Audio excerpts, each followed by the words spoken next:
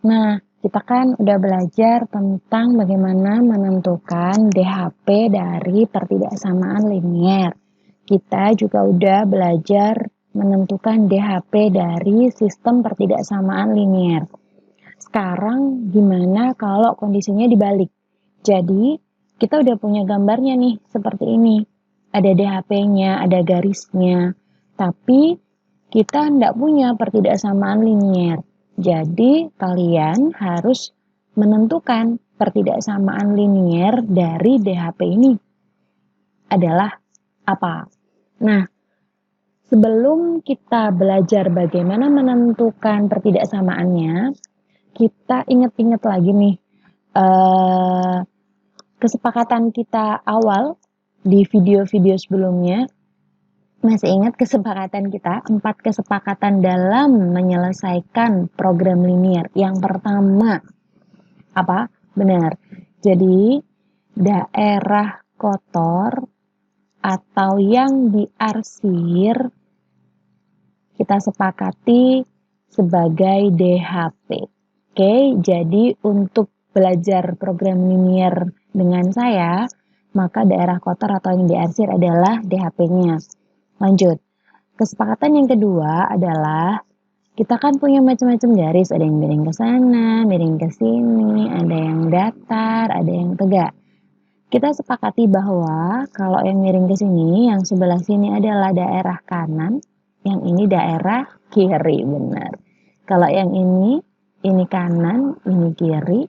Kalau yang mendatar atau tidur itu yang atas kanan, yang bawah itu kiri. Nah, kalau tegak ini nih sudah expert semua. Yang sebelah sini kanan, yang ini kiri. Oke, lanjut berikutnya. Yang ketiga adalah arah tanda lancipnya atau letak ya. Kita nggak ngomong arah, letaknya aja. Jadi letak tanda lancip atau bagian yang lancip itu sama dengan arah arsiran atau daerah yang diarsir. Gitu. Jadi misal kalau lancipnya begini, maka yang diarsir adalah yang kiri, benar. Oh sorry, yang kanan ya, yang kanan. Kalau lancipnya di sebelah sini, berarti ini yang diarsir adalah yang kiri. Ini adalah kesepakatan kita yang ketiga. Kesepakatan kita yang keempat adalah koefisien X harus positif. Ini wajib fardu ain. Nggak boleh enggak. Jadi X harus positif. Oke, kita sudah punya 4 kesepakatan. Kita balik lagi ke soal. Jadi, kita punya DHP di sebelah sini. Kemudian garis itu memotong sumbu Y di 4 dan memotong sumbu X di 2. Langkahnya cuma 3. Apa aja? Yang pertama, dibalik. Yang kedua, dikalikan. Yang ketiga, disederhanakan. Disederhanakan. Oke. Dibalik apanya yang dibalik? Jadi, dalam setiap persamaan atau pertidaksamaan, kita kan selalu punya X dan Y. Aduh, kenapa selalu X dan Y sih ya? X sama Y. Gitu. Nah, 4 ini kan ada di sumbu Y. Kita balik, jadi 4 itu akan menjadi angka di depan sumbu X. Oh sorry, di depan huruf X. Jadi 4-nya ini ditaruh di depan X. Sedangkan yang 2 ini kan ada di sumbu X. Kita balik, kita taruh di sumbu Y. Jadi ini plus 2. Gitu ya. Nah, sekarang ini kan pasti ada titik-titik-titik atau tanda. Kemudian ada konstanta. Gitu. Nah, tahap kedua inilah dikali. Jadi 4X plus 2Y titik-titik-titik dikali. Siapa yang dikali? Ya 4 kali 2. Saya tulis di sini 4 kali 2. Gitu ya. Nah, jadinya kalau kita kalikan 4x plus 2y titik titik titik 8. Gitu. Oke, ini jadi di sini. Nah, sekarang kita tinggal ngisi titik-titiknya.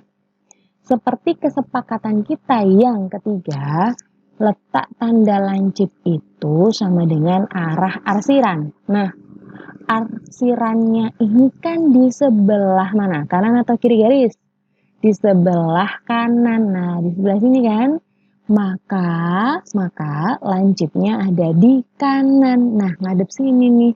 Jadi kita tinggal pasang lancipnya seperti ini. Begitu? Bisa ya? Oke. Kemudian kita lihat 4x plus 2y sama 8. Kira-kira bisa disederhanakan nggak ya? Oh, bisa. Oke, kita lanjutin. Langkah ketiga yaitu disederhanakan. Kira-kira mau dibagi berapa? Bagi berapa? 2. Jadinya 2x plus y lebih besar sama dengan 4. Inilah pertidaksamaan yang kita cari, yaitu 2x plus 4y lebih besar sama dengan 4. Oke ya. Nah, kalau contohnya seperti ini oke lah ya. Nah, sekarang kita masuk ke contoh berikutnya. Saya punya diagram Kartesius atau nama lain dari sumbu X dan Y. Diagram Kartesius namanya. Keren dikit kan boleh ya. Ini negatif 4. Ini 3, saya kasih nama ini sumbu X, ini sumbu Y. Kemudian yang saya arsir adalah yang sebelah sini. Nah, di sini yang saya arsir. Ini DHP-nya. Oke, lanjut ya. Ada berapa langkah? Ada 3 langkah. 1 dibalik. Yang kedua dikali. Yang ketiga disederhanakan. Oke, sekarang kita cek. Di sini yang memotong sumbu Y atau ada di sumbu Y kan 3. Maka, nah saya tulis X sama Y-nya. Maka 3 harus ada di depan huruf X. Begini. Sedangkan negatif 4 itu kan ada di sumbu X atau di yang datar. Maka dibalik, dia harus ada di depan huruf Y. Jadi ini saya tulis negatif 4 titik titik titik. 3x min 4y. Ini kan harus diisi konstanta. Dapat dari mana? Ya dapat dari hasil perkalian. Jadi dikali. Siapa yang dikali? Ya 3 dikali negatif 4. Hasilnya berapa? Hasilnya adalah negatif 12. Nah, tinggal kita ngisi titik-titiknya ini. Kalau di sini DHP-nya di sebelah mana? Kiri atau kanan? Betul. Kalau di sebelah kiri nih ini nih. Nah, jadi lancipnya ada di sebelah kiri. Kita nulisnya begini. Set. 3x min 4y kurang dari sama dengan negatif 12. Bisa disederhanakan nggak ya? 3x, ini 3, ini negatif 4, ini min 12. Bisa disederhanakan nggak? Nggak bisa. Berarti ya udah cukup ini jawabannya. 3x min 4y kurang dari sama dengan negatif 12 nih. Saya sederhanakan ini. Seret, nggak usah. Oke, sampai sini masih bisa lanjut?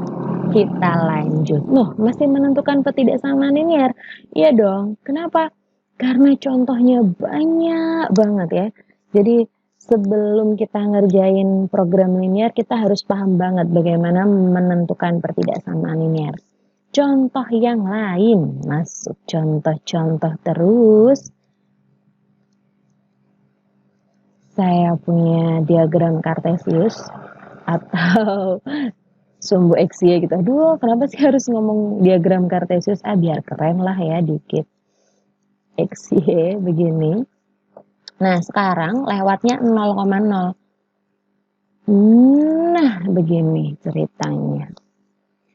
Saya maunya ini adalah 3, ini adalah 2. Oke, kemudian yang diarsir adalah yang sebelah sini. Beginilah, ini DHP. Oke, gimana caranya? Caranya tetap sama, tapi untuk soal ini kita nggak pakai dikali. Jadi, langkah pertama adalah dibalik. Kalau kita kan punyanya biasanya dikali gitu ya. Kita skip yang dikali. Skip. Udah saya coret begini. Langkah ketiga adalah disederhanakan. Oke. Dibalik. Apanya yang dibalik? Sama. Ini kan koordinatnya 3,2. 3 punyanya X atau memotong, 3 itu ada di X, 2 ada di Y. Maka 2 dibalik, harus di depannya X. Jadi X, Y. 2 harus di depannya X. Nah, begini. Berikutnya, 3. 3 ini kan punya X, maka saya balik, harus di depannya Y. Nah, sorry. Seharusnya saya nulis 3 ya, sorry. Jadi, ini 3. Nah, titik-titiknya ada di mana? Di antara. Gitu ya. Nah, karena tanpa ada perkalian, maka kita tinggal isi. Kira-kira titik-titiknya ini, itu ada, lancipnya ada di kiri atau kanan. Kalau dari sini nih gambar, DHP-nya ada di mana? Di sebelah kanan, betul banget. Jadi, lancipnya ada di kanan. Nah, jadi 2X lebih besar sama dengan 3Y. Bisa disederhanakan nggak? Enggak. Ya udah deh. Maka, pertidaksamaannya adalah 2X lebih besar sama dengan 3Y. Gitu ya? Sip ya? Paham ya? Oke. Satu contoh lagi biar tambah mantep. Jadi, saya punya begini. Nah, seperti ini. Saya punya ini X, ini Y. Garisnya tegak sekarang. Nah, ini saya mau bilangannya 4. Arsirannya ada di sebelah sini.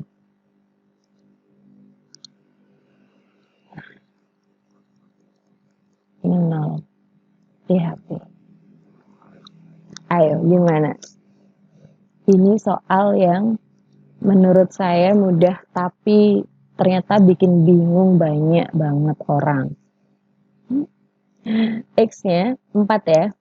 Ya udah kita tulis X sama 4. Kalau di arsirnya sebelah sini, berarti yang kiri atau kanan. Dari garis tegak 4. Bukan dari ini ya, sumbu Y. Dari garis tegak 4. Di sebelah mana? Kiri. Ya udah tulis begini. Selesai. Gitu. Oke, jadi saya ulangi. 4 itu begini. X. Udah ya, X sama 4. Nah, tinggal nyari lancipnya di mana? Lancipnya ini kan DHP-nya di sebelah kiri. Maka udah lancipnya taruh kiri. Ini kiri. Selesai deh. Seperti itu. Gampang banget kan?